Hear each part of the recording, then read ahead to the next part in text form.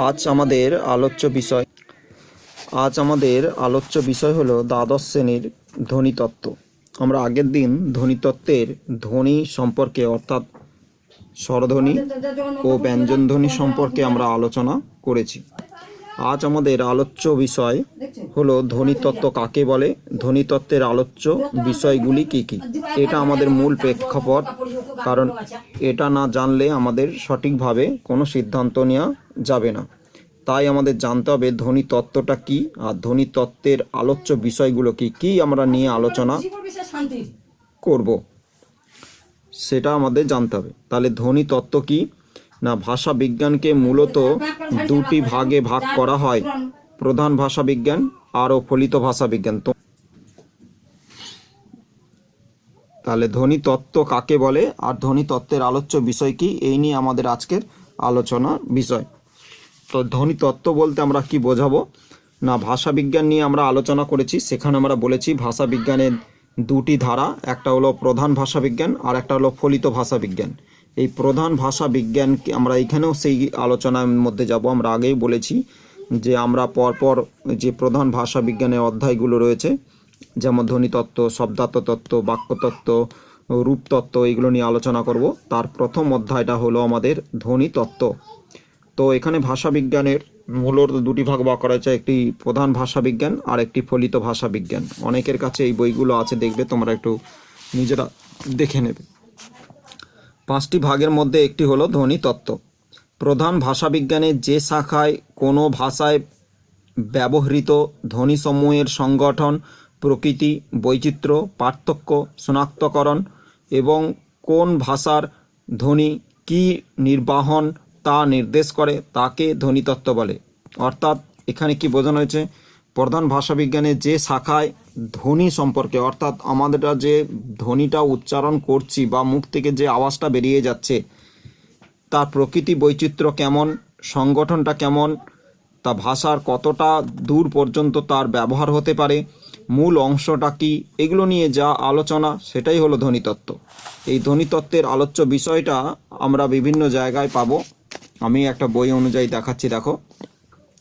একটি নির্দিষ্ট ভাষার বাক ধ্বনিগুলি কিভাবে ব্যবহৃত হয়, সেটি হলো ধ্বনিতত্ত্বের আলোচ্য বিষয়।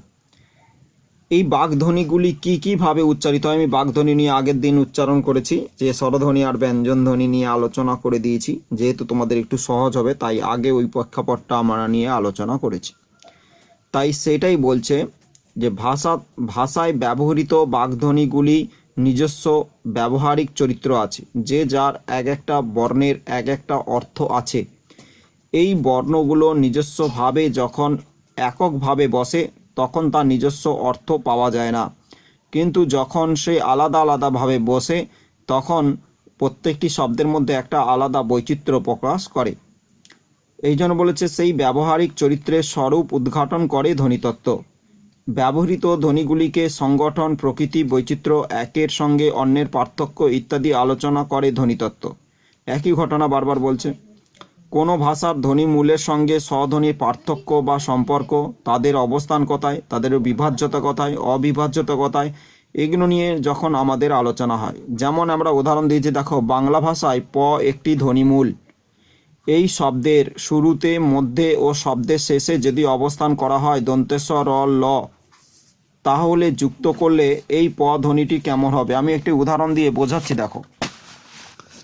প একটি ধ্বনিমূল, তার আদিতে যদি আমি একটা শব্দ বসাই, তাহলে পটল, তাহলে আদিতে কি বসলো না প শব্দটা।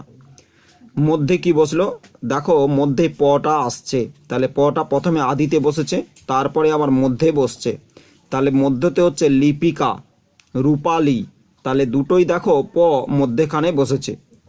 আবার অন্তে দেখো, অন্ত মানে সবার শেষে বসছে, সিরাপ, দন্তস্বই হস্যই রয়াকা প, তাহলে পটা সবার শেষে বসছে। এই যে আমাদের বিভিন্ন বর্ণগুলো, এই প হচ্ছে ধ্বনিমূল, এই পটাকে উল্লেখ করে কথাটা বলছে। তার আদিতে কি বসছে, মধ্যে বসছে, অন্তে বসছে। তাহলে প দিয়ে আমি প্রথমে একটা শব্দ ব্যবহার করেছি যার নাম হলো পটল, আর মধ্যে যখন আবার ব্যবহার করছি এই ল দিয়ে, তখন এর নাম হলো লিপিকা। র দিয়ে উচ্চারণ করলে রূপালী, আবার দন্তেস্ব দিয়ে উচ্চারণ করলে সিরাপ, এই তিনটি শব্দ এসেছে। তাহলে র প হলো মূলধ্বনি, তার সঙ্গে তিনটি সহধ্বনি যুক্ত হয়েছে দিয়ে আলাদা আলাদা অর্থ তৈরি করেছে, তাই এগুলো হলো একটি সহধ্বনি। তাহলে এখানে এইভাবে আমাদেরকে জানতে হবে। পরে আমরা আরেকটা উদাহরণ টেনে বলছি, দেখো বইয়ের দিকে এবার চলে এসো। ধ্বনি প্রভাবের এই ধ্বনিটির নানা পরিবর্তন ঘটতে পারে। ভাষা বিজ্ঞানে বাংলা ভাষায় ধ্বনি বিজ্ঞান দন্তেস্ব, তালবস্য, মূর্ধন্যস্ব এই তিনটি শীষ ধ্বনিকে স্বীকার করলে কি দন্তেশ্বর উচ্চারণ যেমন তালবস্য উচ্চারণ আর মূর্ধন্যস্বর উচ্চারণ তিনটেতেই আগেকার দিনে আমরা তালবস্য রূপেই উচ্চারণ করতাম। তাই প্রত্যেকটি বর্ণ লেখার সময় আমরা তালবস্য, আমরা যখন এখন তিনটি বর্ণ আলাদা আলাদাভাবে বলছি তখন স মানে তালবস্য, তখন দন্তস্ব ছিল না, মূর্ধন্যস্ব ছিল না, তখন তালবস্যটাই ছিল। এই জন্যে আমরা একটা উদাহরণ টেনে তোমাদেরকে বোঝাতে চেষ্টা করছি। দেখো উদাহরণ হিসাবে এখানটা একটা দিয়েছি। একটি ধ্বনির জন্যে লেখায় অনেক সময় একাধিক বর্ণ ব্যবহার করি, যেমন মুখে উচ্চারণ করি তালবস্য, এখানে স বলছে, কিন্তু লেখায় ব্যবহৃত তিনটি আলাদা বর্ণ যেমন দন্তেস্ব, তালবস্য, মূর্ধন্যস্ব তিনটি বর্ণ রয়েছে। লেখার সময় আমরা কিন্তু বিভিন্নভাবে তিনটি বর্ণ ব্যবহার করি। উচ্চারণ করার সময় দেখো সবসময় সটা উচ্চারণ হচ্ছে, তাহলে শেষ শব্দটা উচ্চারণ করছি, এখানে তালবস্য ইকার মূর্ধন্যস্ব শেষ বা সরষে, দেখো বানানটা আলাদা হয়ে গেছে কিন্তু উচ্চারণে সবকটিতে তালবস্য রয়েছে, শেষ আর সোর শেষ তালবস্য। এই তালবস্য মূর্ধন্যস্ব উচ্চারণে সবগুলোতেই তালবস্য রয়েছে। এক একটি বর্ণের জন্যে উচ্চারণে একাধিক ধ্বনি ব্যবহার করি। এই যে একাধিক ধ্বনিগুলো ব্যবহার, যেমন অতি কথাটা উচ্চারণ করার সময় ও চলে আসছে, অতি বলছি কিন্তু উচ্চারণ আসছে অতি। আবার অপু উচ্চারণ করার সময় অ না এসে ও আসছে। পরি, নতুন, তরু এইগুলো উচ্চারণ করে পরি, পর আসে না বলে পয়কার আসে পরি। নতুন উচ্চারণ করতে গিয়ে আবার নতুন দন্তনে ওকারটা উচ্চারণ করে দিই, আবার তরু থেকে তয়কারটা উচ্চারণ করি। এই যে অনেক অনেক ক্ষেত্রে আমাদের অ ধ্বনিটা কখনো কখনো ও হয়ে যাচ্ছে, আবার ওটা কখনো অ হয়ে যাচ্ছে। এই যে বিভিন্নভাবে বিভিন্ন জায়গায় এর পরিবর্তন করছে, উচ্চারণে বিকৃতি ঘটছে।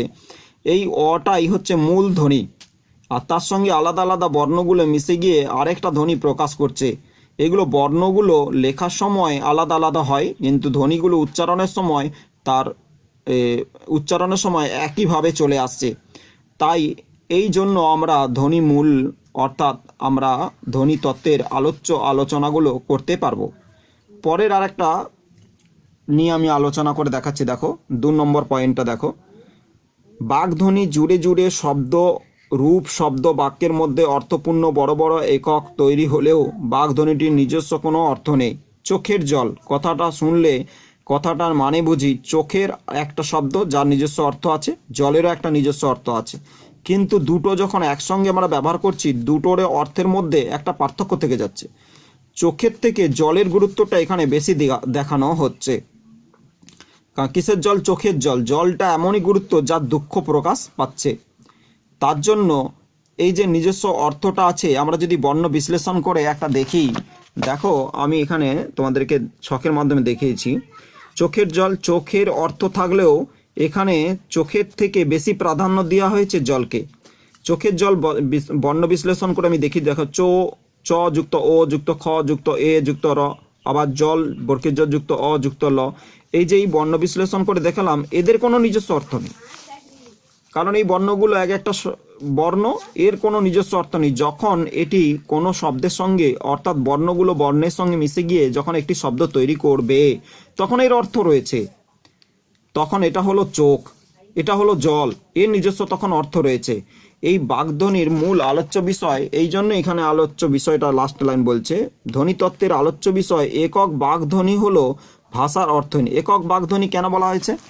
যেমন এই চ শব্দটা বলছি, এটা একক, একা বসছে, কিন্তু এর ভাষার কোনো অর্থ নেই, তাই নিজস্ব অর্থ নেই। কিন্তু যখন চৌকার খ বলছি তখন চোখ, এটার অর্থ রয়েছে।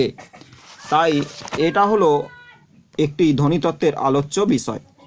এই হলো আমাদের ধ্বনিতত্ত্বের আলোচনার মূল প্রেক্ষাপট। পরের দিন আমরা সহধ্বনি এবং ধ্বনি মূল নিয়ে আলোচনা করব।